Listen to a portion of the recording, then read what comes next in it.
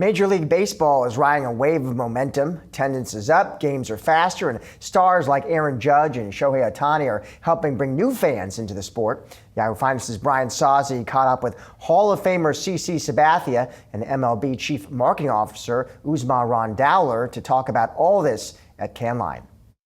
We have incredible momentum right now. I do like to say baseball is on fire. We're having a moment, but we're in the moment. To your point, the rule changes that we implemented, that the commissioner implemented a few years ago, have been incredible for our sport, just as it relates to more action on the field, getting a younger audience, not only in stadium, but on TV. It's a great time. Business is up across our viewership, our attendance in stadium. We've had 5 straight years of attendance growth, 3 straight years of 70 million plus fans in our stadium. So we're really excited about where the state of where MLB is at right now. When you come to an event like Cannes Lions, I mean, the beach is packed. I mean, our Yahoo beach has been packed literally all week.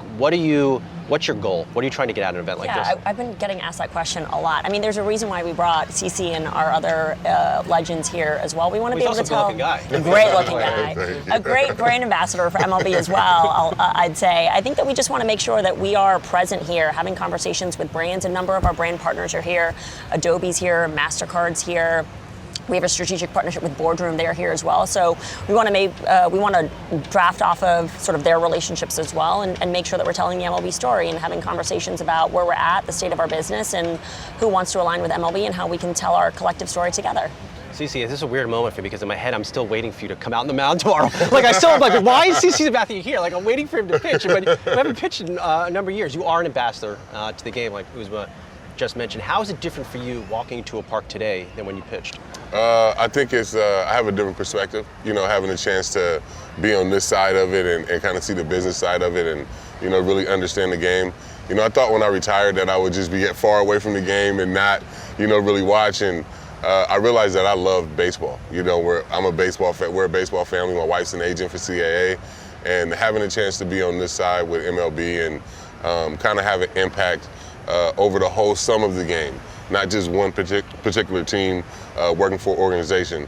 It's awesome to kind of have that impact. How involved? He has some great ideas. Like, I don't think a lot of people realize last year during the All-Star game, the Hank Aaron moment, it actually started with CC. It was his idea, and he came to us, and we took it and worked with the team to help execute and implement it. But that originated from him, and so we love that collaboration with CC and our other former players for them to feel like they have a voice at the table and a seat at the table. A good idea can come from anywhere, and so that's been a really, really, I think, refreshing part of the process for me even. Well, that's an easy follow-up for me. What other good ideas do you have from MLB?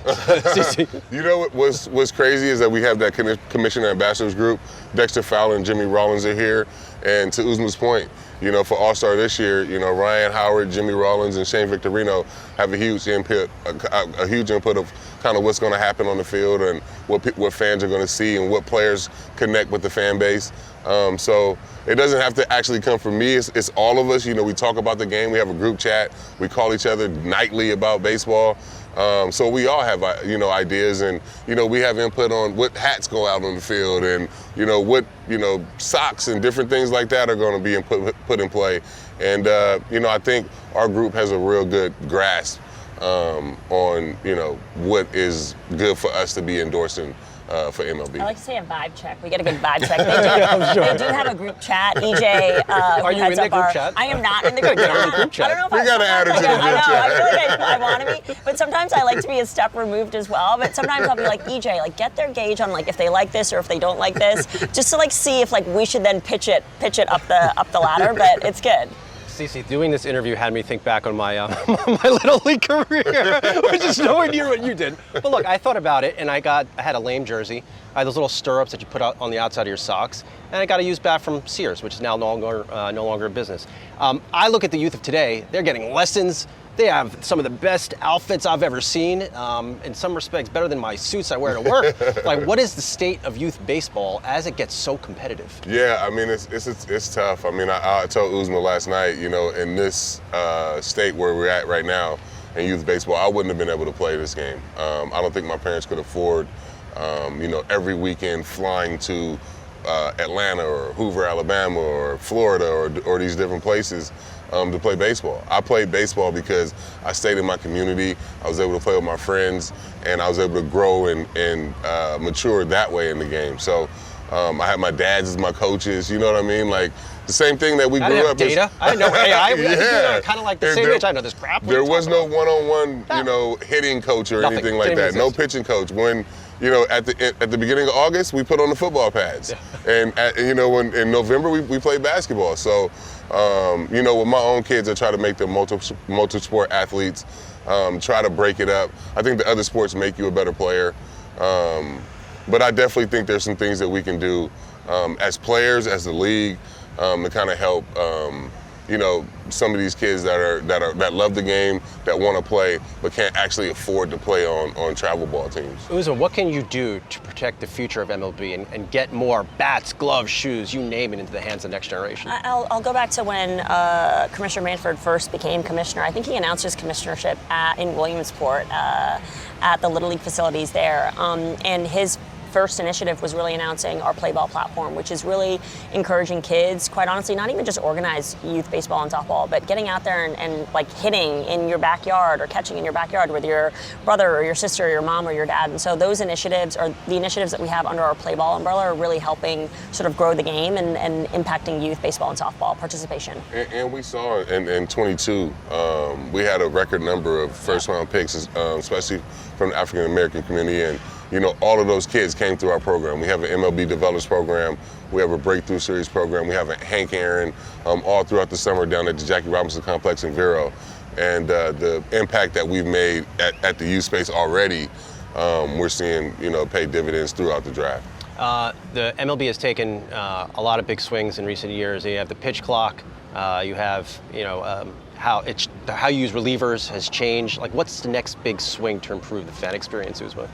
I think that we're seeing it right now with the implementation of ABS and what that has done for the sport. I think some of the loudest cheers in the ballpark right now are during an ABS challenge, and so that has been incredible to see. And I think the commissioner and our labor and baseball ops team is constantly taking a look at ways that we can improve and listening to fan feedback, player feedback across the board to see what new additional changes we can continue to implement. But ABS has been really exciting for us, especially coming off of the success of the sweeping rule changes that we had a few years ago. Cece, have you thought about what it would have been like if you were to pitch with a pitch clock in some of these changes we've seen now? No, I would love to pitch clock. You were always fast. Yeah, I pitch quick. I'm trying to get out of there. But I mean, even as a fan, I'm a huge fan of baseball. And the first couple of years I retired, I would have to watch 2 or 3 games at a time, just because there's not enough action.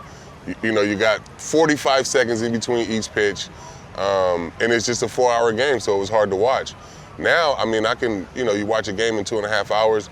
I can take my kids to the ballpark. I feel like families are back at the ballpark during the school year, during the week, because you know that you can watch 2 hours and 15 minutes of the game and you're going to get most of the game in. I have a 5-year-old in last postseason, like he was negotiating to stay up to watch postseason games, like 7th inning, 8th inning, and I was like, yeah, good, you can stay up because it wasn't that late. Yeah. It's awesome. When I look at the sport right now, Shohei Ohtani, just a larger-than-life character. Bobby Wood Jr. has certainly come into his own.